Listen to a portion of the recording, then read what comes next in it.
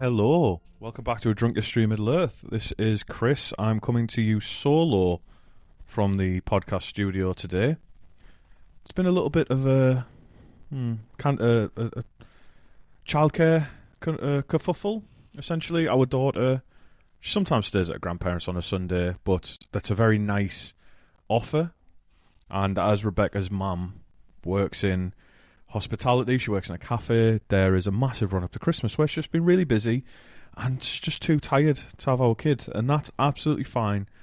To all the grandparents out there who help out and do what they can, you are fantastic, but don't ever feel obligated. They're our kids, not yours. You've raised your kids. I know some people feel slightly differently, and then there's also the people who, so our kid is Becca's parents' first grandkid, and I know that there's often a lot of people who've got older siblings or siblings who have kids who are older who are like, well, you did it for their kids, why aren't you doing it for mine? And that's an odd way to open the podcast episode, isn't it? Right, anyway, so Becca's not here today because our child is having a very late nap, actually. I'm trying to get this into your hands on Sunday night. That's my aim. I'm trying to record it, edit it, get it out there, ready for Christmas, so that I can just go away and enjoy my Christmas, which it's not really a Christmas break. I'm working quite a lot. In fact, my last day is tomorrow, which will be Monday, the 2 days before Christmas. It doesn't feel like, I don't know, do any of the parents like this? It doesn't really feel like a fucking break when you know you've got the kids to sort out. But yeah, that's it. So it's a solo episode today. I'm having a cup of coffee, and we're going to chat about Sauron in the first age of Middle Earth. There's no fun, there's no surprise, deep lore. Nothing like that. We're just literally going to talk about everything documented that he was up to during the first age. As always, I've probably left something out. I've probably forgot something. I've probably overlooked something. We are now 2 years into the podcast, I think, but we are deep, right? We are deep into the podcast, and by now you'll know that whatever you include, there's always more that you don't. And it is just the way that it goes. So, today we're going to go all the way from just after the fall of the two lamps, which is we mentioned in the last episode. So for anyone who doesn't know, very quickly, the world now, as we know it, and in Middle-earth, in like Lord of the Rings, is lit by the sun and the moon. That wasn't always the case. When the world was first made by the great spirits, or the little G-gods, the Valar, and it was worked on by the Maiar, who were Sauron is a Maiar, Gandalf is a Maiar, who were like angelic beings, essentially. The first iteration of the world was made, had continents that looked very different, and it was giant, like a giant donut continent, and in the middle of the donut was a massive lake, and in the middle of that massive lake was an island, and the island was called Almarin, or Almarin. And that was where they all rested and feasted, and this was long before elves and humans and dwarves and that showed up. It was long before this. And this is where the Ainur, the major spirits, they rested. And in this place, Morgoth had already, after causing all the trouble, had went far away to the north, beyond the mountains and in the darkness, where he was plotting. And this was called the Spring of Ardor, and there was a great feast. And I think I mentioned in another episode that Tulkas wedded Nienna. That's not right. He wedded Nessa, and Nessa was said to be as swift as a deer, and she's one of the Valar as well. But anyway, there were spies of Morgoth here at this party, and Sauron was one of them, and we mentioned that. And they decided to light the world. They would put two giant lamps, and the two lamps were Iluin and forgot the lamps' names, but it was two lamps who lit the world, and their light mingled together. And it was Iluin and Ormal, that was it. And what they did was the two lights, one stood in the far north of the world, one stood in the far south. And what they did was they mingled, and the light was like that of a noonday. And it was taller than any mountains. And where Morgoth came forward over the mountains to inevitably wreck things, he caused the North Lamp, which was Iluin, to crash down. They both crashed down, and it destroyed the world, essentially. Because, Lord of the Rings is Tolkien's Middle-earth. It's got a lot of apocalyptic scenarios. And it was one of these where it reshaped the continents. So we're going to go from that time, where he was a spy and at the feast, to the end of the First Age, which ends with something called the War of Wrath. And the War of Wrath is another apocalyptic war where the region of Beleriand, which was the northwest of Middle-earth, is completely destroyed and it's submerged. And we'll see what Sauron did at the end of that. So we're going to cover it. And just a little bit of a heads up. It ends quite abruptly, which I thought was weird when I was... Because I take it as a cohesive whole, the story, that when it ended, I was just like, oh shit, oh okay, that's gone. Wow, ooh, crazy. So yes, so anyway, that's a little bit of the preamble, what we're doing. So as another aside, if you want to come and hang out with us, come and chat to us on Discord. We've got a very cool group of people from all over the world where we have the crack. We just talk shit, share memes, have some deep lore discussions, talk about the episodes, bully me occasionally. That's a part of it. It happens. Yeah, so we're social. Come and follow us on Instagram, where I share dirty, disgusting memes and try and educate people through humour. But I'm not one of those nice creators where you see with the videos of their Billy bookshelves, like some of the guests we've had on, like Kaya and Alex and what have you. I don't have those nice bookshelves. I just have a dirty mind and a deep knowledge, and that's my niche. That's my dirty little niche. Right. With that being said, shall we get on with it? See what Sauron was up to. So, firstly, there is a very interesting throwaway note that I came across while researching this. Now, you'll have heard me mention many times that there is a book called The Nature of Middle-earth by Karl Hofstadter, who I think is an American fellow. And he had access to a lot of Tolkien's manuscripts and notes and stuff like that. And one of these notes states that Sauron was the spy of Morgoth that discovered the elves had first awoken in Middle-earth. And briefly, again, we've got episodes covering this, the elves awoke at a place called Cuiveanen in the very, very, very far east of Middle-earth. Humans then later awoke hundreds, perhaps thousands of years later, also in the east at a place called Hildorian, but we'll deal with the elves. Now, the origin story of the elves is that they were hunted by things in the hills and were kidnapped and tortured and perverted by Morgoth into eventually probably the orcs. Again, I'm simplifying it, but there's parts to it. But yeah, there was a note saying that Sauron was the one who discovered them, which I was just like, whoa, because it's kind of one of those throwaway lines that was placed in a section about elf marriage, and it was something along the lines of, it was about the second generation of elves who'd woken up, and it was like, not all of them, there wasn't a 1-to-1 ratio of men to women, so not all of them found a partner, and not all of them wanted to marry, especially after Sauron discovered them. And then it just moves on, and I was just like, okay, big implications, but there we go.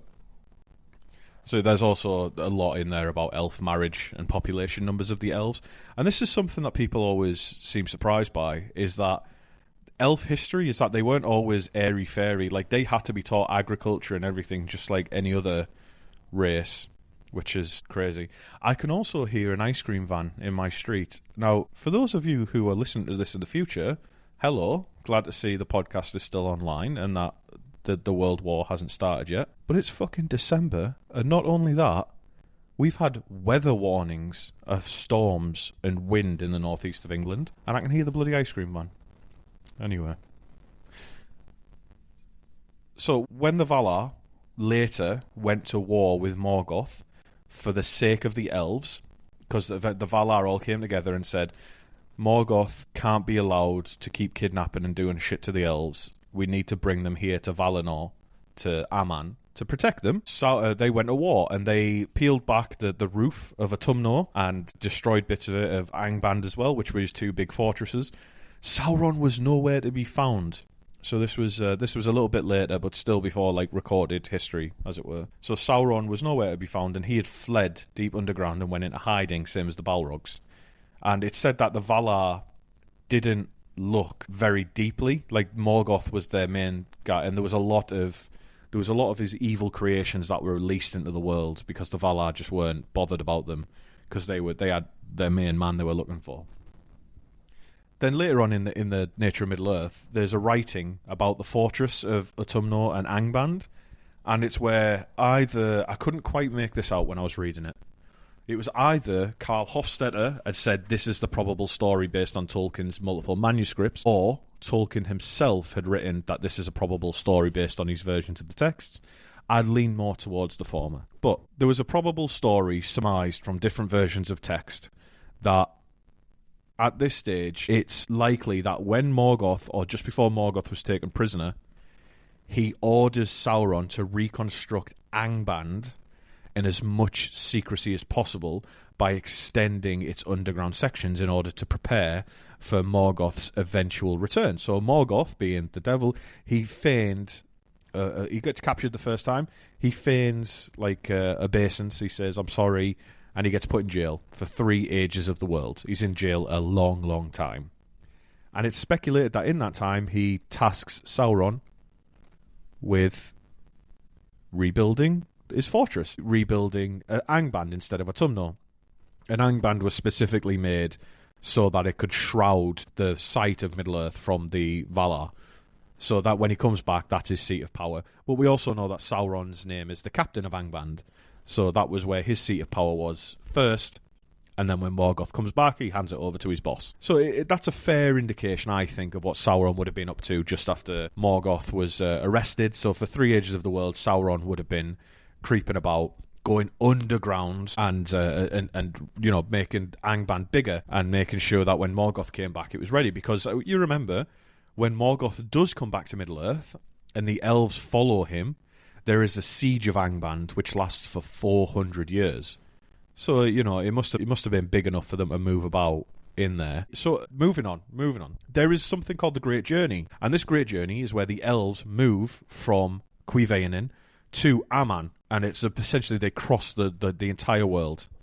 And I did a breakdown of the various tribes of elves, the Teleri, the Vanya, and the Noldor, and in each of their episodes I cover parts of the Great Journey. But it's speculated here that a lot of the dangers that the elves face on this Great Journey is because of Sauron or related to Sauron.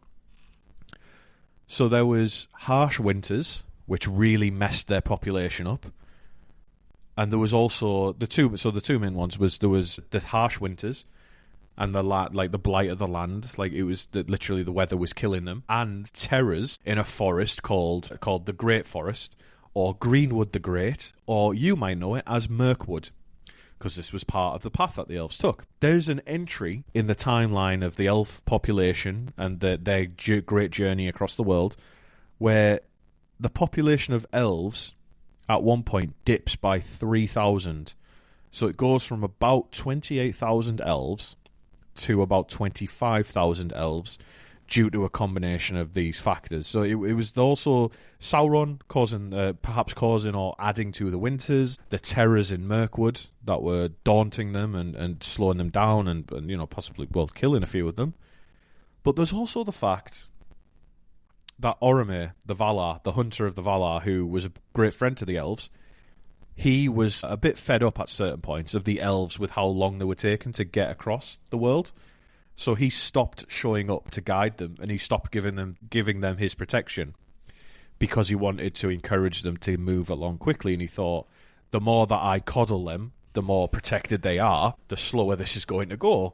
So to get what he wanted, he withdrew his protection, which I think that's pretty brutal, to be honest. Like that, he left them to the evils of Sauron for the sake of speed, which is...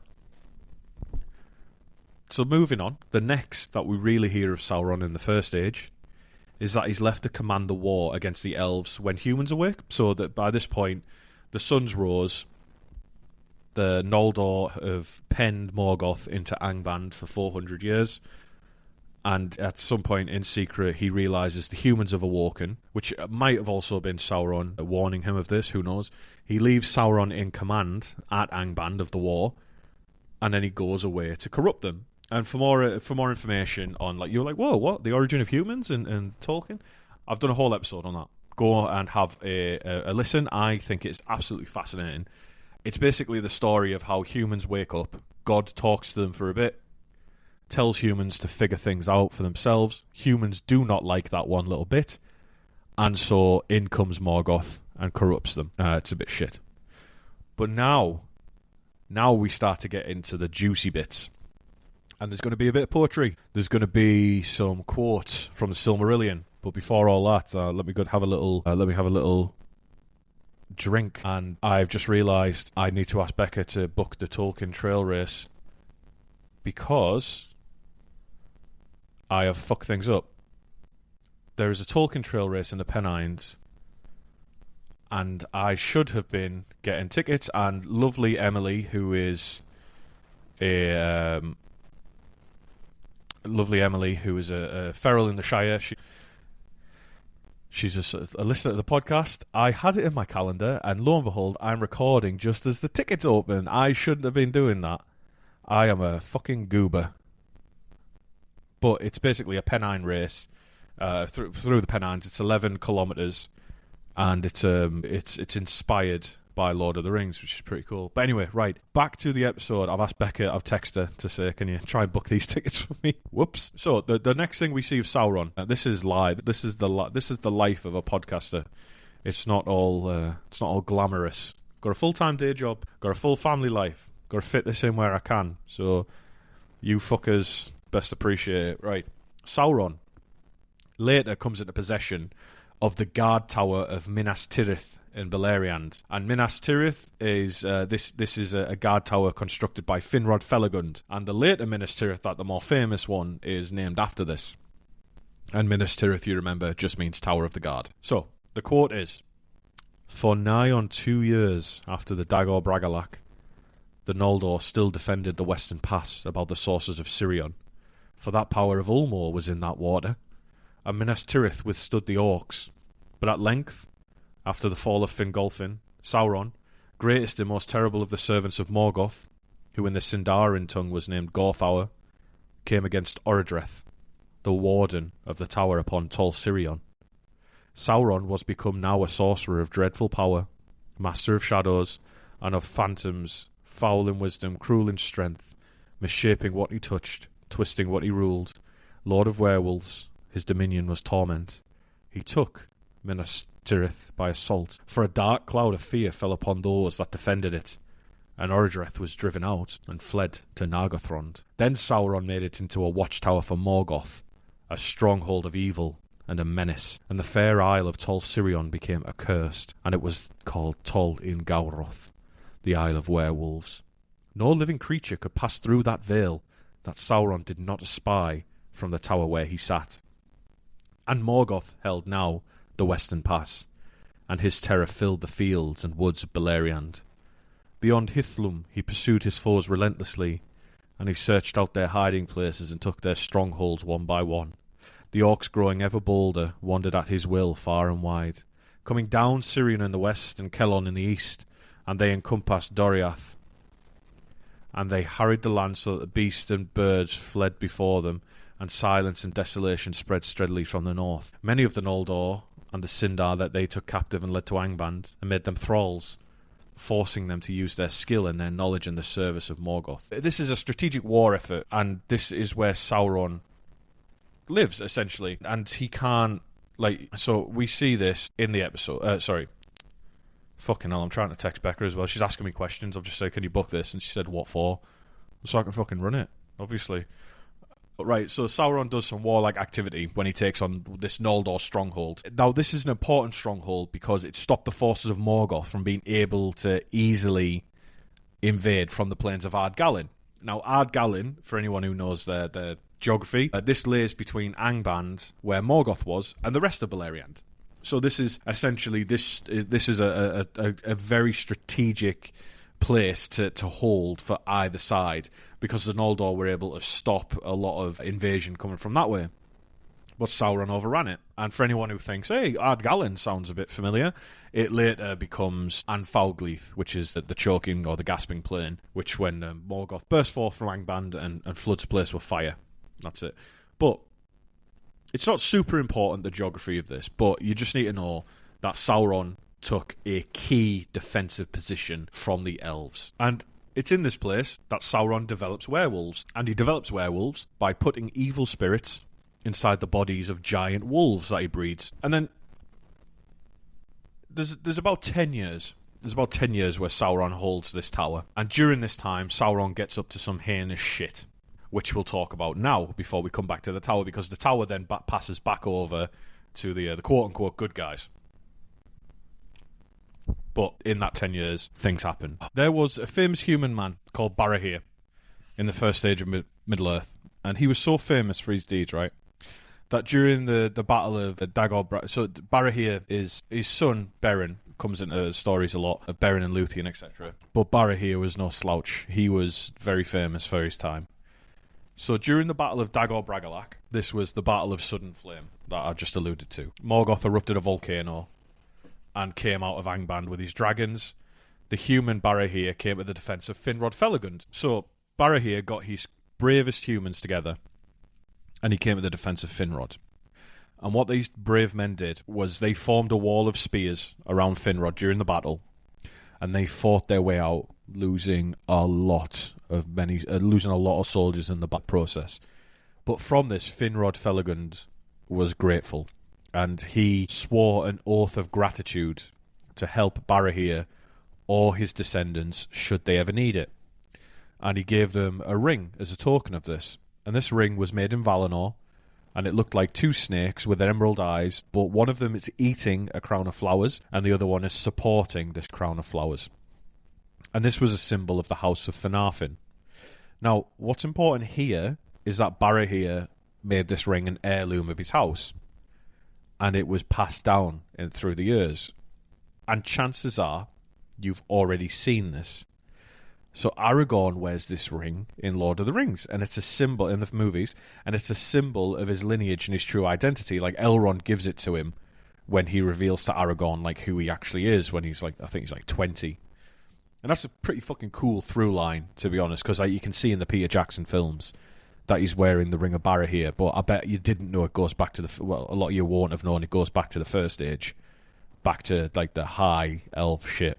And that's a pretty cool through line. So you're probably wondering, like, all right, cool, Chris, yeah, but what does this, what's this got to do with Sauron? So the actions of Barahir made him hated by Morgoth. He was so hated by the devil himself that he ordered his men specifically to be hunted down and killed, and he tasked Sauron with it. And they were, one by one, until there were 12 of them left in the wilds of the north of Beleriand, and this place was called Dorthonion.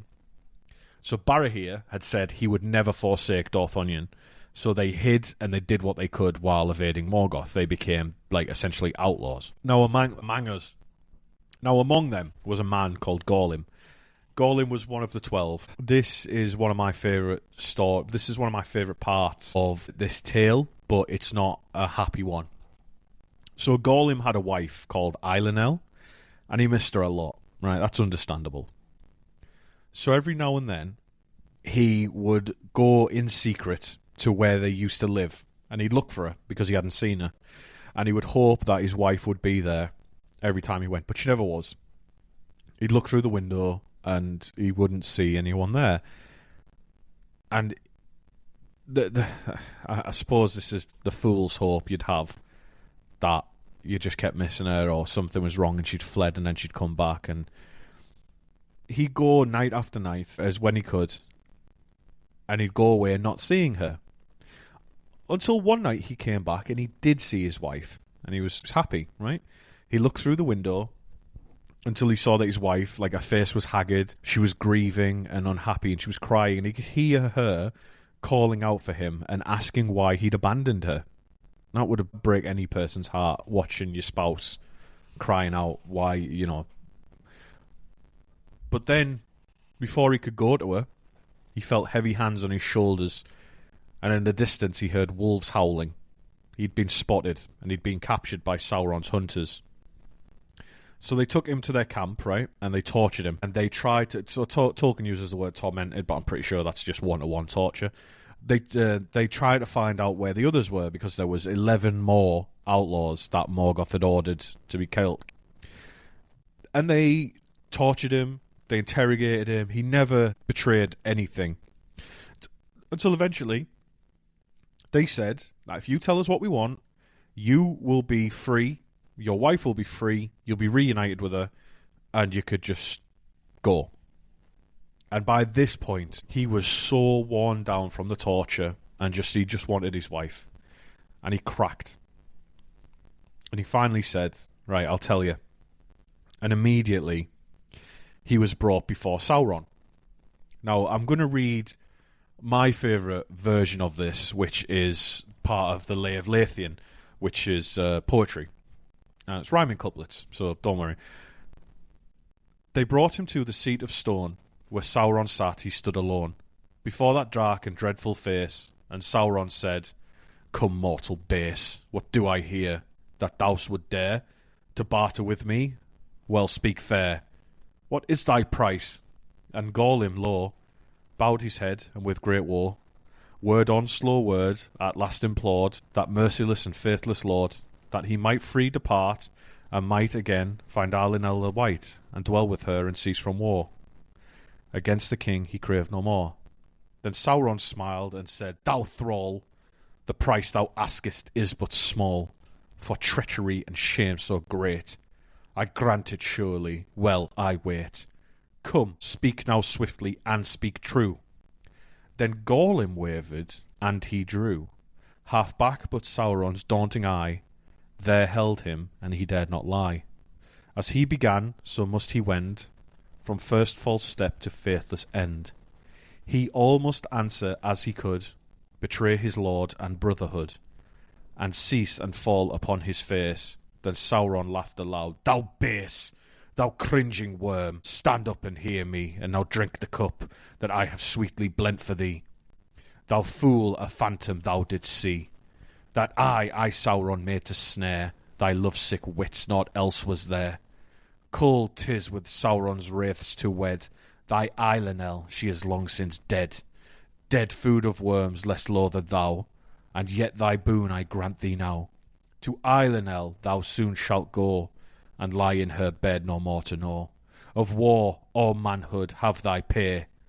And Gollum then they dragged away, and cruelly slew him, and at last in the dank mould his body cast, where Eilenel long since had laid, in the burned woods by butchers slain. Thus Gollum died an evil death, and cursed himself with dying breath. And Barahir at last was caught in Morgoth's snare, for set at naught. By treason was the ancient grace that guarded long that lonely place. Tarn Alwyn now all laid bare, where secret paths and hidden lair. That story breaks my heart.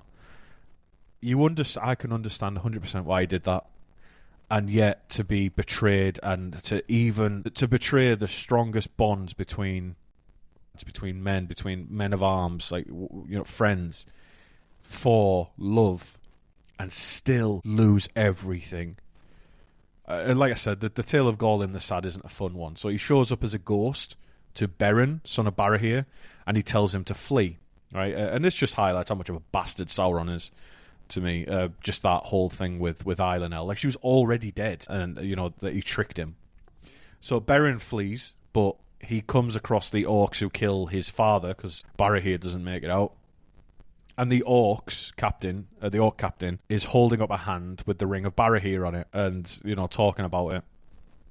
And so Beren flies out in a rage, attacks and kills the captain and the orcs, and makes off with the ring. His ring, by all accounts. It's his ring now. So Sauron then hunted Beren, and a price was put on Beren's head that was so great that it was the same price as was on the High King of the Noldor, who was called Fingon at the time. So at the time, the High King of the Noldor was called Fingon. That's how much they wanted to kill Beren, was that they put that fucking price on his head. But Sauron led the charge still. And as time went on, an entire army was brought by Sauron to try and capture and kill Beren, because the orcs had now started to run away when they heard of him coming, or if they knew he was in the area, they'd cower. And so, because he was just such a daunting and dangerous figure, like, he became like a ghost story to them, and he became so terrifying to fight. So Sauron brought his werewolves and other creatures. So then we carry on with Sauron's journey, and the next time we see him is when Beren and Finrod Felagund set out on their mission to steal a Silmaril, the tale of Beren and Luthien. So they're brought before Sauron. Just as a little background to the tale, Beren goes to Finrod Felagund, asks for help. Finrod gives up his crown to help, and 10 other elves set out with them. So there's 12 all in all. And at one point, Finrod disguises them as an orc patrol to get past Sauron at Tol Gawroth. But they are caught and they are brought before Sauron, where Finrod Felagund and Sauron have a contest of spells and song. They have a magical rap battle. Finrod is defeated, and they are thrown into a pit of werewolves to be eaten one by one. And Sauron commands that Finrod should be the last one eaten. And to cut this story short, because it's not the place here, Finrod dies and Beren escapes. So Luthien, the elf princess and all-round badass, comes to Tol Gawroth, which was Minas Tirith, as we'd said earlier, and she stands on the bridge and sings a song of power to Beren. And Beren, having just tried to escape, hears her and answers a song before he passes out. But then Luthien knew her boo was there, right? But Sauron is stood at the top of the tower and he smiles, seeing that Luthien was there, because Morgoth wanted Luthien badly. I don't want to get too graphic, and if sexual assault triggers you, then this ain't it. But essentially, Morgoth did, he wanted to rape her and destroy her, essentially. And it's just that we go back to that nihilism we've talked about with Morgoth, where the only true compulsion is to destroy. And there is quite a bit where it's described that Morgoth wants to destroy her because of the purity. So to hand her over to Morgoth for Sauron would be a massive, massive victory. So he sends wolf after wolf to the bridge to capture her, but none of them return. And he's confused, but it's because Huan is the Hound of the Valar, and he is this giant dog that is incredibly, incredibly smart, and he's got a prophecy about him that he can speak human tongues 3 times in his life, and he can only be killed by the most fearsome werewolf to ever walk the earth. So one by one, Huan, who's a good boy, kills the wolves, and eventually Draugluin is sent, and he is the oldest werewolf and the father of most werewolves. And he himself is defeated, but the battle is long. It is fierce, but eventually he's defeated by Huan, and he crawls back inside and dies at Sauron's feet, telling him that Huan, the Hound of the Valar, is here. Now, Sauron knows who Huan is, because most of the Maiar, like the angelic beings, they know the prophecy about Huan. And Huan himself as a pup, I think, was given as a gift by Oromir to one of the sons of Feanor. And again, not really for this story, but Sauron knows the prophecy. He's going to be killed by the most fearsome werewolf to ever live. And Sauron thought that this was his chance. Like, this is him. This is what he's for. So Sauron shapeshifts into the form of a vast, gigantic werewolf, bigger than any that had been seen up to now, and more fierce. And in this form, he was utterly terrifying, and he goes to the bridge himself. And Huan is so surprised and scared that he jumps out of the way to avoid him. And it's only when Luthien has a magic cape that causes drowsiness that it hits Sauron, and he stumbles with the weariness that Huan gets back into the fight. And they do fight. They fight and they fight and they fight, and eventually Huan pins Sauron by the throat. But as we've seen before with evil Maiar and what have you, and evil Valar, like Morgoth, in Tolkien, they are very tied to their physical forms. It costs a lot of energy and power to reshape your body. It's very difficult. So for like Morgoth and the Balrogs and Sauron. And the only way he would be able to escape would be either as a ghost, where Luthien says...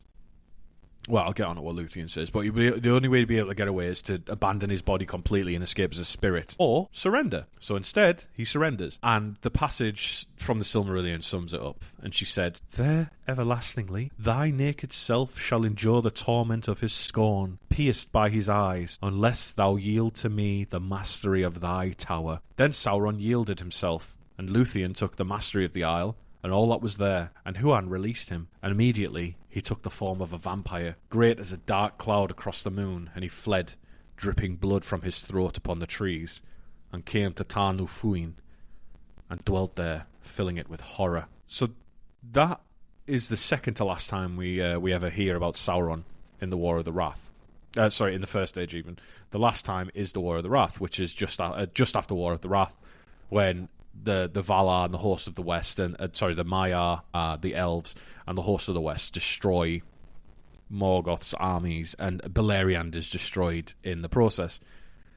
So Sauron takes on a fair form, and he goes to Eonwë and says, I want to repent. And Eonwë is the herald of Manwë, and he's possibly the most powerful Maiar. And at one point, he was considered to be Manwë's son, but that was changed slightly. And he said, look, I don't have the authority to do this, dude. Like, I can't pardon another Maiar. You're going to need to go to Valinor. And the actual passage is fairly long, is, when Thangorodrim was broken and Morgoth overthrown, Sauron put on his fair hue again and did obeisance to Eonwë, the herald of Manwë, and abjured all his evil deeds. And some hold that this was not at first falsely done, but that Sauron in truth repented, if only out of fear, being dismayed by the fall of Morgoth and the great wrath of the Lords of the West.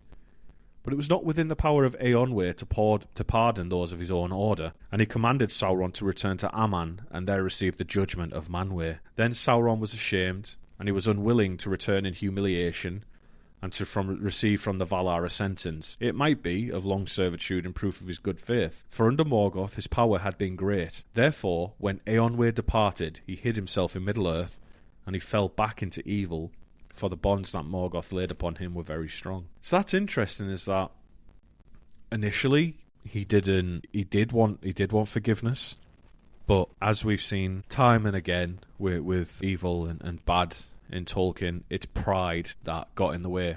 And do you know what? Funnily enough, it's the same pride which binds Sauron and the elves. So there's elves like Galadriel and Gil-galad and Elrond. They didn't go to Valinor either. They didn't go west because of the pride, they wanted to rule in Middle-earth as well. So all the elves that stayed behind at the end of the War of Wrath, they made the same decision Sauron made. Different intentions, different motivations, but they made the same mistake. Go home and face the music and say you're sorry, or let your pride keep you in Middle-earth because there is other things you want to do. You want to be the big swinging dick in Middle-earth. And yeah, they all chose that.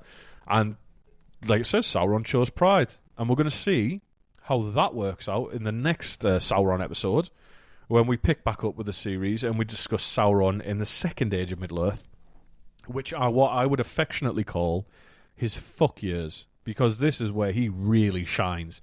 Sauron in the Third Age it's kind of like it's his big comeback, big reunion tour.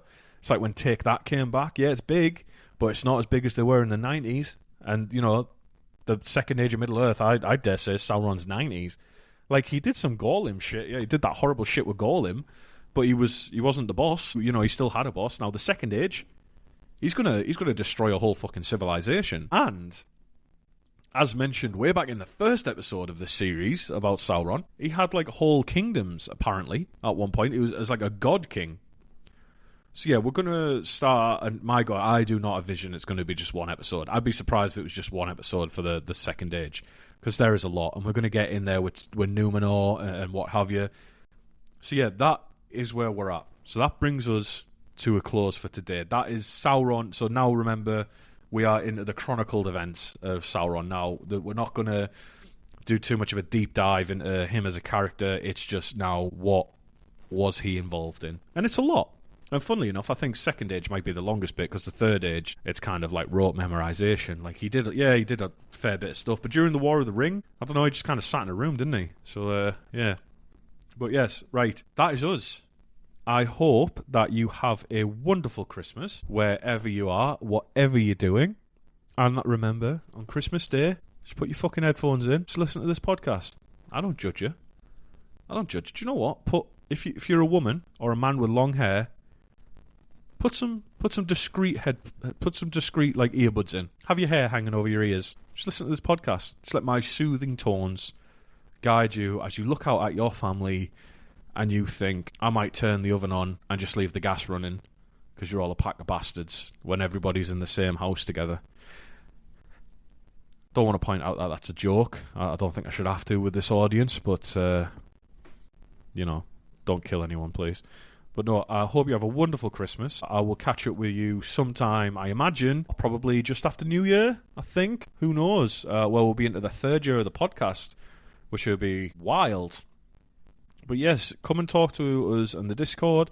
Come and chat with me on Instagram. And that's the two main places I hang out. I'm never on Facebook. I only use Facebook to see who I went to school with has died. It's a surprising, depressing amount of people. It's really fucking grim. It turns out I live in a really shitty area.